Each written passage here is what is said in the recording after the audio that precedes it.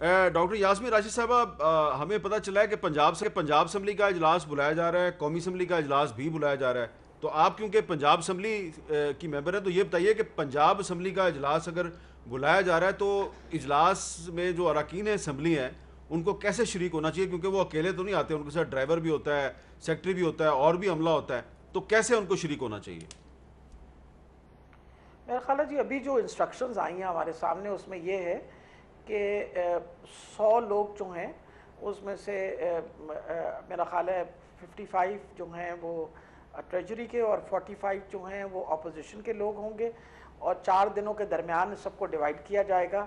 और जो वो मिनिस्टर आएंगे जिनके क्वेश्चन हैं, और उसके अलावा मेरा ख्याल में तो हर बंदे को वहाँ मास्क पहना होना चाहिए।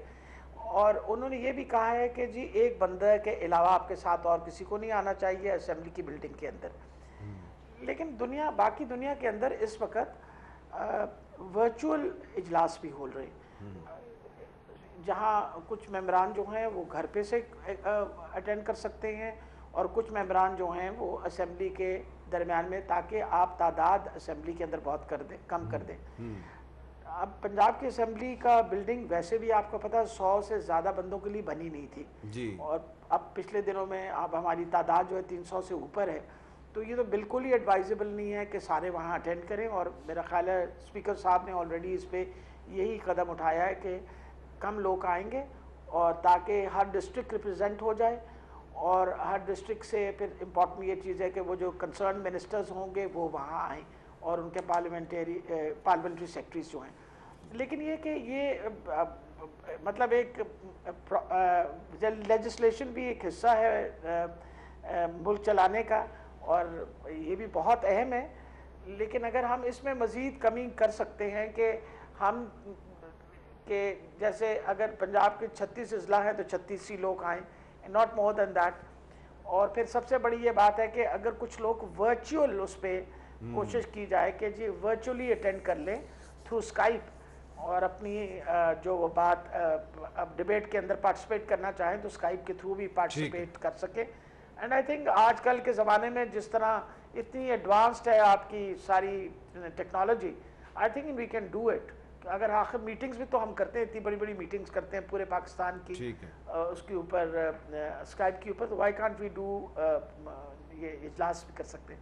अच्छा नासिर शाह साहब, मैं आपसे ये पूछूं कि सिंध असम्बली का इजलास आप वर्चुअल करेंगे या फिजिकल इजलास करेंगे, या आपने वही जवाब देना है कि जो वफाकी हुकूमत करेगी, जो कौमी असम्बली करेगी, तो हम सिंध वाले भी वही करेंगे? आप पे डिपेंड करता है, कोई जवाब दे दे। सर वो वैसे ही हो रहा है जिस तरह वहाँ पे सब ने रिक्वेजिशन जमा कराई है।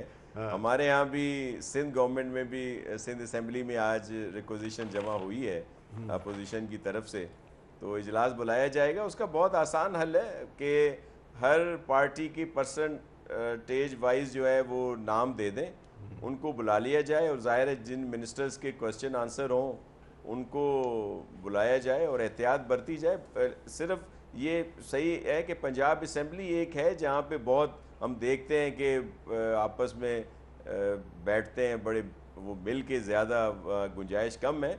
अदरवाइज़ तो दीगर असम्बलियाँ तो बड़ी हैं। हमारी नई असम्बली की जो बिल्डिंग है वहाँ पे काफ़ी इस तरह की गुंजाइश है कि हम आराम से ये चीज़ कर सकते हैं। तो करना तो पड़ेगा, लेकिन एहतियाती तदाबीर के साथ करेंगे सर इस पर अमल।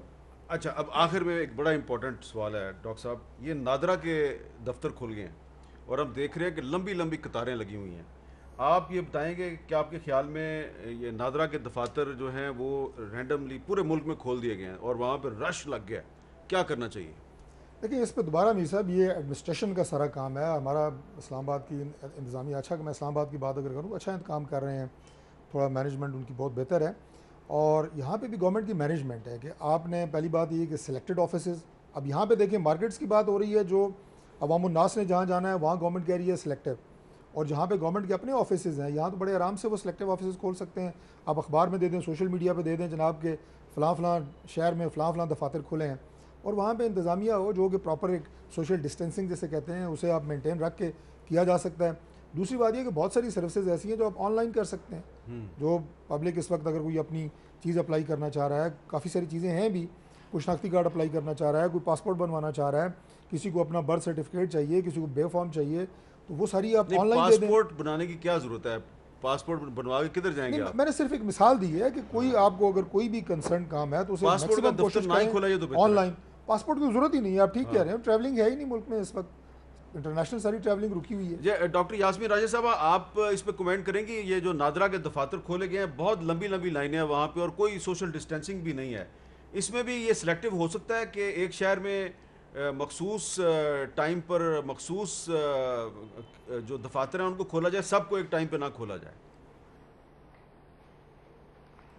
मेरा ख्याल है इसके ऊपर काम तो करना पड़ेगा, क्योंकि मैं बिल्कुल सही कह रहे हैं कि जो इस वक्त इतने बड़े बड़े क्राउड्स आपको नज़र आते हैं और लोग जो हैं, फिर आपको पता है हमको ख़ास डिसिप्लिन तो लोग नहीं हैं कि प्रॉपर लाइन बना लें, आपस में डिस्टेंसिंग कर लें।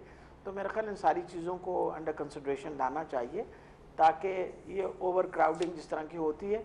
लेकिन एक चीज़ तो सभी कर सकते हैं मेरा ख्याल है, जिसके लिए आपके प्रोग्राम के वसादत से हम कह सकते हैं कि हर बंदा अगर बाहर निकलता है घर से तो मास्क तो पहन के निकल आए ना। और मास्क कोई ज़रूरी नहीं है कि आप एक सर्जिकल मास्क पहने। हमारी बीबियां जो नकाब करती हैं, that is good enough, that is even good enough.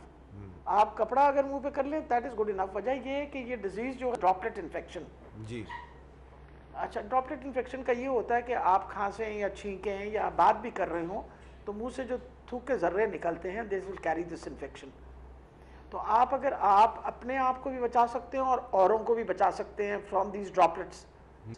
जी तो मेरा ख्याल है कि इम्पॉर्टेंट ये चीज़ है कि अब सबको इस बात का एहसास हो जाना चाहिए कि हम अपनी हिफाजती तदाबीरें खुद भी इख्तियार कर लें। अगर हम पब्लिकली जा रहे हैं तो फिर मास्क पहने बगैर मत निकले और अपने दरमियान में डिस्टेंस रखेंगे। तो हर बंदे को अब समझ आ जानी चाहिए।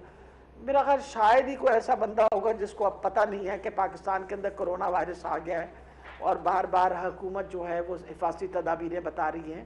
These are important steps which तो need to be taken wherever they go. Doctor साहब, आप स्कूल अगर खुलते हैं तो स्कूलों में फिर बच्चे क्या करेंगे? वो स्कूलों में तो क्लासरूम में तो जगह बड़ी लिमिटेड होती है, वहाँ पे क्या होगा? अभी तो I don't think so schools are going to be opened up. वजह ये है कि सबसे इम्पॉर्टेंट ये चीज़ है कि ये बच्चे हमारे असासा हैं सबसे बड़े, और सिर्फ स्कूल की एक्टिविटी नहीं होती है, आपको पता है, फिर जब कॉलेजेस यूनिवर्सिटीज़ फिर ट्रांसपोर्ट। तो आई थिंक अभी तो I don't think so schools are being opened up at all, ठीक है, और ना कॉलेजेस। और मेरा ख्याल है कि जो वर्चुअल लर्निंग है उसकी तरफ हमें ज़रूर काम करना चाहिए ताकि बच्चे जो हैं वो घर पे रह के, ठीक है सबके घर तो कंप्यूटर नहीं है, सबके पास स्मार्ट टेलीफोन्स भी नहीं है, but then they can be some techniques जो हम इस्तेमाल कर सकते हैं, जैसे टेलीविज़न जो है, जो हमारा नेशनल टीवी है, that could be use for the purpose of teaching also. जी बहुत बहुत शुक्रिया डॉक्टर यास्मीन राशिद साहबा, नासिर हुसैन शाह साहब, डॉक्टर तारिक फजल चौधरी साहब, बहुत बहुत शुक्रिया। और ये डिटेल्ड बहस किया, इसका जो मुझे आखिर में समझ आ रही है वो ये है कि अब कोरोना वायरस जो है उसका मुकाबला हमें काफ़ी देर तक करना पड़ेगा, काफ़ी अरसे तक ये वबा रहेगी, और इसका मुकाबला हम कर सकते हैं डिसिप्लिन के साथ, नज़्म ज़ब्त के साथ, और हमें एक डिसिप्लिन कौम बनना पड़ेगा। अगर हम एक डिसिप्लिन कौम नहीं बनेंगे और इस वबा के दौर में भी हम अगर एक दूसरे से लड़ते रहेंगे और एक दूसरे पे चढ़ाई करते रहेंगे तो इसका हमें बहुत नुकसान होगा। लिहाजा वक्त आ गया है कि हम अपने अंदर डिसिप्लिन पैदा करें, नज़्म ज़ब्त पैदा करें। कोरोना वायरस का मुकाबला सफाई के साथ और नज़्म ज़ब्त के साथ ही हो सकता है। इजाज़त दीजिए, अल्लाह हाफ़िज़।